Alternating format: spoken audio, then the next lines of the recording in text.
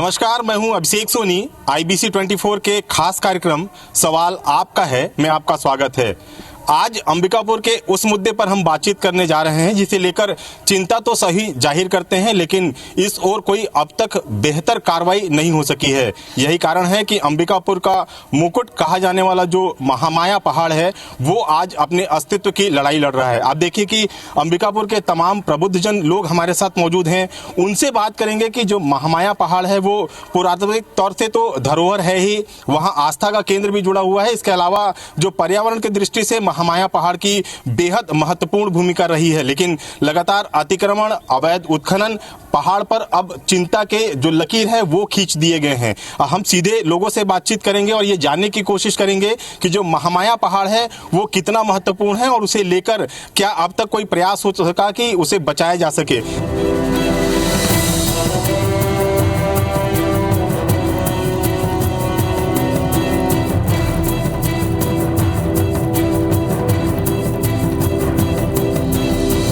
सीधे सबसे पहले बात करते हैं, वरिष्ठ पत्रकार हैं और इस मुद्दे को लगातार उठाते रहे हैं। आलोक जी, जिस तरह से महामाया पहाड़ अंबिकापुर के लिए जाना जाता है, जी, उसको बचाने के लिए कोई पहल हो पाई क्या, या कितना महत्वपूर्ण ये पहाड़ है?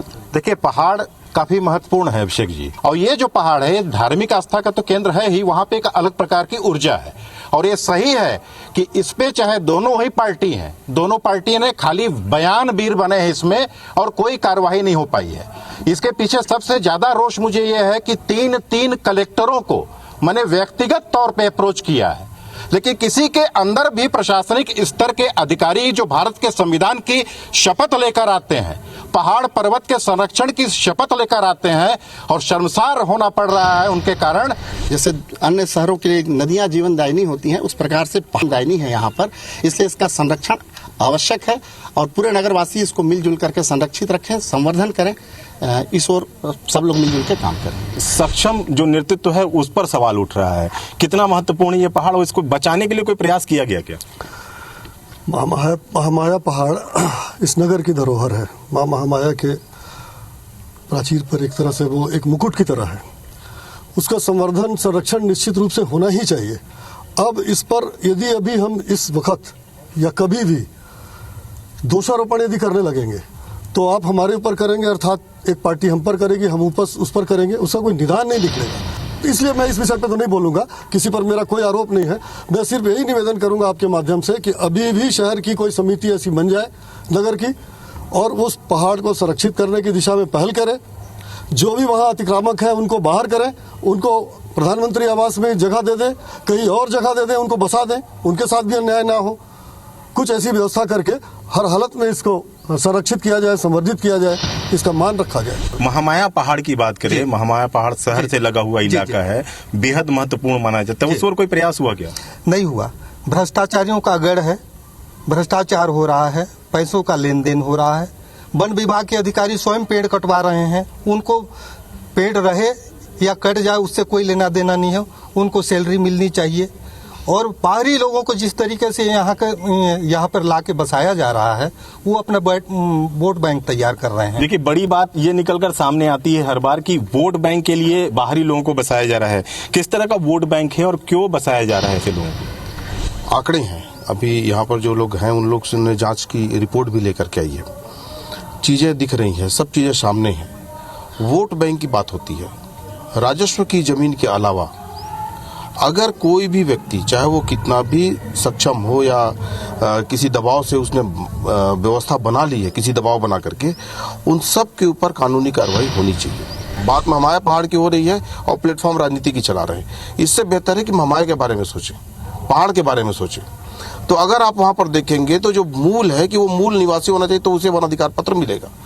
जब है नहीं और लगातार 15 साल तक जिनकी सरकार रही, 5 साल तक हमारी सरकार रही, और जो भी वन अधिकार पत्र बटे हैं, वन अधिकार पत्र है ना, वो कोई उनका डॉक्यूमेंट ऐसा नहीं हो गया कि कल के दिन उनको नहीं मिलेगा। जांच तो करें, और जांच करने के बाद में यदि एक व्यक्ति भी गलत कब्जा करके रखा है, हम सब लोग, मेरे पास कुछ इनपुट है, कुछ आलोक भाई के पास इनपुट है, कुछ नीलेश भाई के पास इनपुट है, कुछ दुतेन्द्र भाई के पास इनपुट है, हमारे सभी साथियों के पास कुछ इनपुट है, वो सब इनपुट को ले प्रशासन और जांच करे और महामाया पहाड़ को संवर्धन करने के लिए, व्यवस्थित करने के लिए, और जो प्रपोजल पिछले गए हैं, चाहे जू के बारे में हम लोग कहें, चाहे वहाँ पर हम लोगों ने जो ऑक्सीजन पार्क और उसका स्वरूप और बड़ा करने की बात कह रहे हैं, और जो वहाँ के मूल निवासी हैं, आदिवासी हैं, हरिजन हैं, और जो पूर्व में बसे हैं, और जो राजस्व जमीन है उसको अलग नजरिए से देखना चाहिए।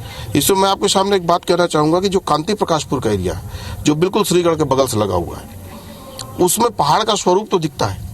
नवागढ़ का जो नीचे का एरिया है, पहाड़ का स्वरूप तो दिखता है, लेकिन वो राजस्व की भूमि है। देखिए, पहाड़ को बचाने के लिए लगातार बातें कही जा रही हैं और एक टीम बनाकर ये कार्रवाई करने की बात कही जा रही है, लेकिन जो महामाया पहाड़ पे जो अतिक्रमण है और उसके अस्तित्व पर खतरा है, कोई नई बात नहीं, क्योंकि सरकारें बदली लेकिन इस पर कोई गंभीर तरह से कार्रवाई नहीं हो सकती। जो महामाया पहाड़ का इलाका है, ये 2 ग्राम पंचायतों में, बगियाचुआ और खैरबार में ये एरिया पूरा फैला हुआ है, और इसका जो क्षेत्र है लगभग 1300 एकड़ का है।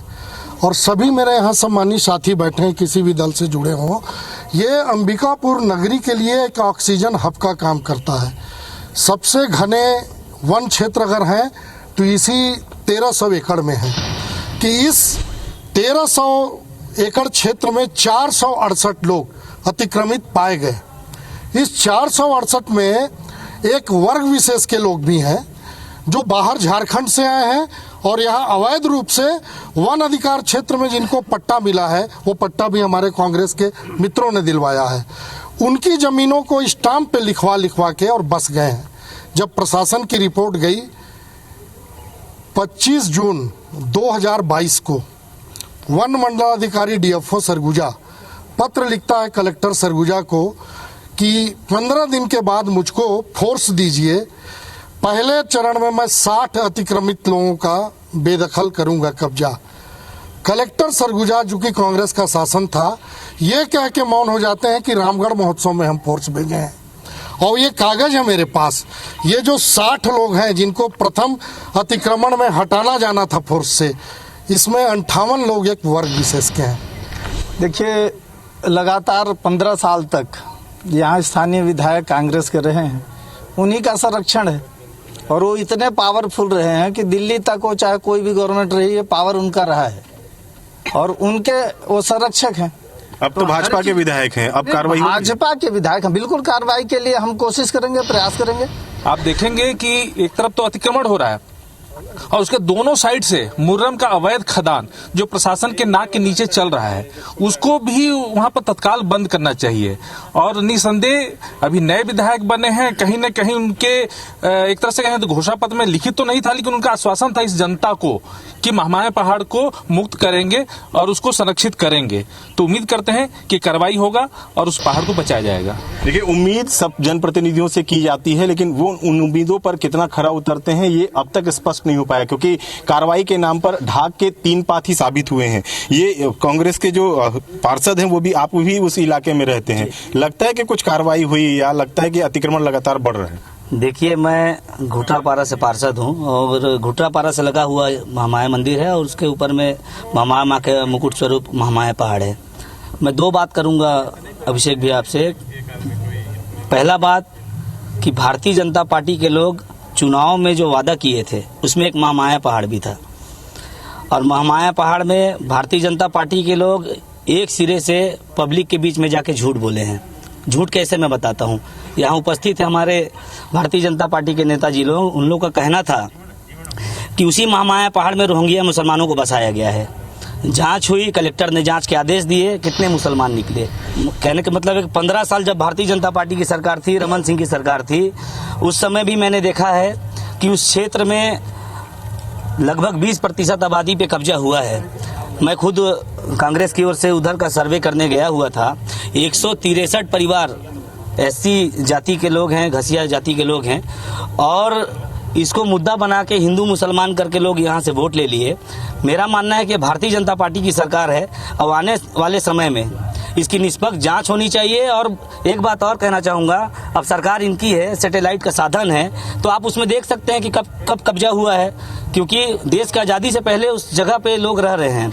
तो अगर उनको हटाना है तो उनके लिए पहले रहने का साधन देना होगा। भाजपा के नेताओं से बात करते हैं, ये बताइए कि अब आपकी सरकार है, लगातार आरोप लगाते रहे आप लोग कि कोई कार्रवाई नहीं हो रही है, नेतृत्व दूसरा है, अब तो नेतृत्व आपका है, किस तरह की कार्रवाई होगी? मैं पहले तो ये बोलना चाहूँगा कि मामले को संवेदनशील संवेदनशील बोल के जो एक नैरेटिव सेट किया जाता है पूरे जिले में मां महामाया पहाड़ को लेके, ये गलत है। देखने में यह आता है कि इस मुद्दे को सिर्फ वाग विलास का ही विषय बना के हमारे वक्ताओं के द्वारा रखा गया है। मैं चाहूंगा हमारी सरकार से, वर्तमान सरकार से, जैसा कुछ लोगों ने बताया कि हमारे माननीय विधायक जी ने हमें कार्रवाई का आश्वासन दिया है, तो निश्चित रूप से मेरा निवेदन है सबसे, अगर उन्होंने ऐसा कहा है तो जाकर माननीय विधायक जी से सबको बात करनी चाहिए और इस पर कार्रवाई होनी भी चाहिए।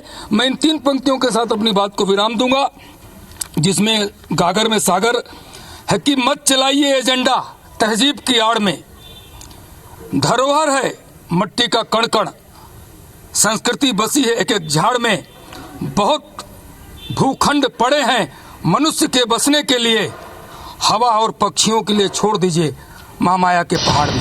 धन्यवाद। तो ये देखिए कि शायरी के तौर पे, कविता के तौर पे जो भावनाएं हैं वो व्यक्त की जा रही हैं। बताइए, संघर्ष बहुत कर रहे हैं, लगता है कि कोई कार्रवाई होगी? बिल्कुल कार्रवाई होगी। हम लोगों ने तो पिछले कार्यकाल में जो कांग्रेस का कार्यकाल था उसमें बहुत सारे संगठनों की तरफ से मैं अधिवक्ता के रूप में उपस्थित हुआ, हम लोगों ने विरोध भी किया। इस तरह की जो पट्टा देने की कार्रवाई हुई थी वो इस अतिक्रमण को बढ़ाने में एक पेट्रोल की तरह काम किया है। क्या एक बड़े भूखंड पे, जो सबसे बड़ा भूखंड है जिस पर एक वर्ग विशेष के व्यक्ति ने कब्जा किया है, उसको देखा देखी बहुत सारे अन्य लोग भी उस महामाया पहाड़ पर जाके कब्जा किए और शासन की तरफ से प्रस्ताव गया हुआ है कि 152% में उनको पट्टा भी मिला है।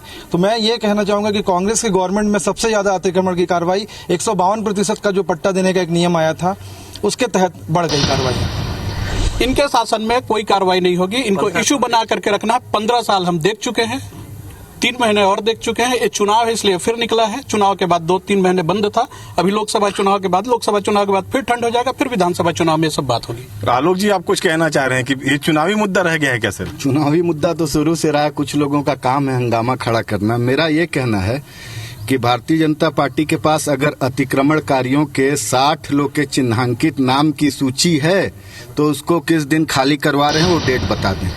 डेट बता दें, और अब सरकार तो आपकी ही है, कैसे होगा ये कार्रवाई? बिल्कुल, मेरे कांग्रेस के साथियों ने कहा है तो वैधानिक नोटिस उनको मिल चुका है और ये कार्रवाई होगी। आपके हिसाब से क्या है? ये पर्यावरण का मुद्दा है और इसके ऊपर सांप्रदायिकता का लेप चढ़ा करके वास्तव में पर्यावरण के मुद्दे को पीछे ढकेल दिया जाता है। और जब सांप्रदायिकता का मुद्दा ऊपर चढ़ता है तो केवल वोट बैंक की राजनीति है, किसी को महामाया पहाड़ से कोई मतलब नहीं है। क्या होना चाहिए? देखिए, महामाया पहाड़ को हम लोगों को पर्यावरण की दृष्टि से देखना चाहिए। यहाँ जो लोग आरोप लगाने पे लगे हुए हैं वो लोग सिर्फ अपनी नेतागिरी चमकाने पे लगे हुए रहते हैं। पिछले बार आप लोग सुनने को मिला होगा, अभी भी बहुत बार सुनने को मिल चुका है कि एक सांप्रदायिक वहाँ ज्यादा मात्रा में बसा हुआ है। जब बसा हुआ है तो बार बार आप आरोप लगा रहे हैं, भाजपा की सरकार है। पिछले बार भी इन लोगों ने आरोप लगाया था कि रोहिंग्या मुसलमान बसे हुए हैं, कांग्रेस ने वहाँ जाकर जांच की, रोहिंग्या मुसलमान वहाँ नहीं पाए गए। दोबारा फिर इन लोगों ने आरोप लगाया कि रोहिंग्या मुसलमान है। अगर वहाँ रोहिंग्या मुसलमान है, आज बीजेपी की सरकार है, बीजेपी के द्वारा ये आरोप लगाया गया था, तो आज आप जांच कराइए और अगर जांच में रोहिंग्या मुसलमान नहीं पाए जाते हैं तो उन लोगों पे एफआईआर दर्ज हो जो यहाँ अफवाह फैलाने का काम कर रहे हैं। क्या कमिटमेंट रहेगा सरगुजा के लोगों से? कब तक महामाया पहाड़ संरक्षित हो पाएगा, क्योंकि सरकार आपकी है? बहुत जल्द। कब कमिटमेंट? ये लोकसभा चुनाव के बाद जो है वो महामाया पहाड़ पूर्ण रूप से संरक्षित हो जाएगा। जितने भी गैर कानूनी वहाँ बसाहट है सबको हटाया जाएगा, बिना भेदभाव के पूरा खाली किया जाएगा। कितना महत्वपूर्ण स्थान है? बहुत, सरगुजा का मुकुट है, सरगुजा के लिए बहुत महत्वपूर्ण स्थान है वो।